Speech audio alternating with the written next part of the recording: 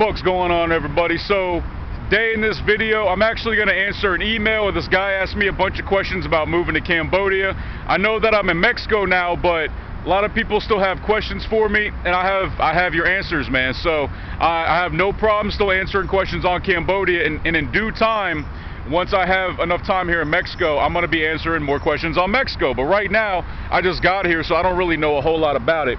Now, real quick, before I do the questions for everybody, please subscribe to my new YouTube channel, De Todo Un Poco. The link is in the comment section below and in the description box. And it's going to be basically a travel channel about Mexico, and it's going to be good. So please fucking subscribe. Do it now. Anyways, I digress.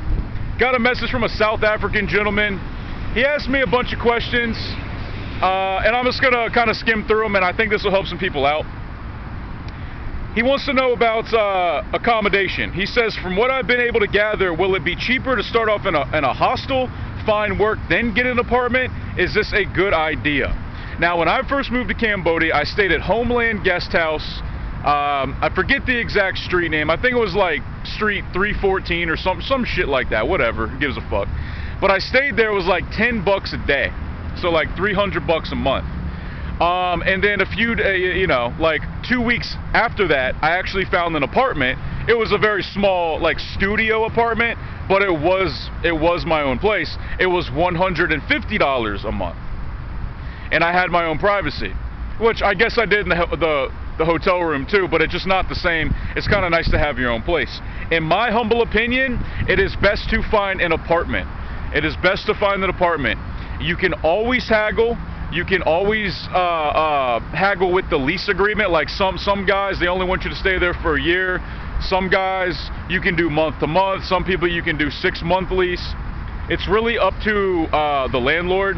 But you can, everything in Cambodia is, pretty much everything is negotiable. Pretty much everything is negotiable.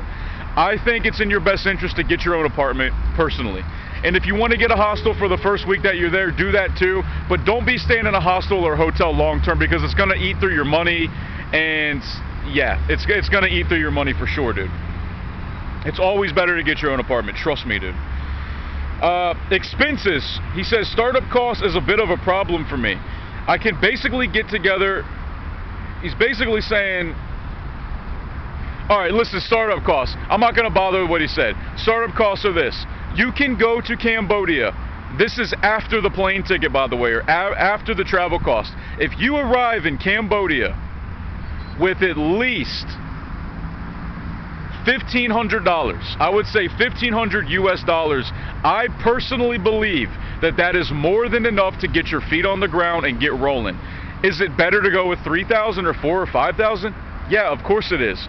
But if you even go with 1,200 American dollars, that is enough to get your feet on the ground. Now, you will need to start making money quickly within the first month, but the great thing about Cambodia, especially living in Phnom Penh, is that there are tons of street food options. So eating street food is what I did pretty much all the time. I mean, I definitely cooked for myself when I had my own kitchen, but it was actually cheaper to eat street food because you can get a street food meal there for $1. Literally $1. Sometimes 50 cents American, like 2,000 real to 4,000 real, basically.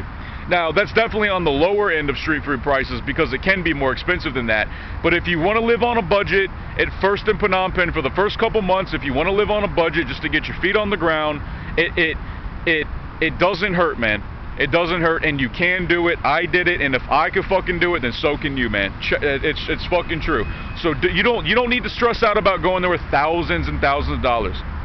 I would say go there with $1,500. You'll be alright. You'll be alright.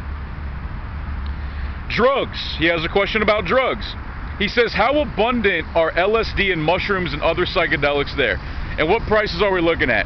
Now, I did have a couple of good LSD experiences in Cambodia. However, of the 10 times I purchased LSD, only 2 times the shit was good. So, with that being said, I do not suggest you go to Cambodia and look for acid, because a lot of times it's just fucking paper, or it's super, super weak acid. I would pay $20 for a hit. One time I spent $100. I got 5 hits, and it turns out they were all fucking duds. There were a couple times it was good, but I personally feel that it's not even worth it. Also, as far as mushrooms go, I never once had a reliable source there, ever. Never once. I actually got a hold of about an eighth of an ounce of mushrooms. They were bad. They weren't even good. Now, as far as psychedelics in Cambodia, the most reliable ones would be MDMA, because what a lot of people don't know about MDMA is that it's manufactured using sassafras oil, which is native to Cambodia. Cambodia makes the world's best MDMA and ecstasy, if you guys did not know that. So the Molly there in Phnom Penh was top shelf. It was excellent. It was always good. It never disappointed. And I'm not going to talk about the prices because I don't want to get in trouble or anything, but I did do quite a lot of MDMA in Phnom Penh, and all you need to do is, you know, talk to a tuk-tuk driver, talk to a club, someone at a club. It won't take you long to figure it out. I'm not going to talk about where to get it or the prices, but you guys can do your own, you guys can figure that out for yourself. But I will say that the MDMA in Cambodia never disappointed. It was always top fucking shelf Molly. Also, the ketamine was always top shelf because it came in liquid vials. Again, I'm not going to talk about where to get it. You guys can do your own research on it. You can figure it out yourself. But that also never disappointed. And when you combine MDMA and ketamine together and do them together, wow, dude. Wow. Holy shit. You will be off your fucking ass 100%. That's all I'm going to say about the drugs there. Backpacking and hiking, he says, I'm looking forward to be able to hike around a bit. Any recommendations? Blah, blah, blah, blah, blah. You know, I never really did much hiking in Cambodia, actually, ever. There are options for it, but there are some Facebook groups based out of Phnom Penh that actually do hiking. I think it's like once a week or every 2 weeks, where you can go on like a guided hike with this Cambodian dude. And it's just a little bit outside of Phnom Penh. The thing about Phnom Penh, there's really no mountains there.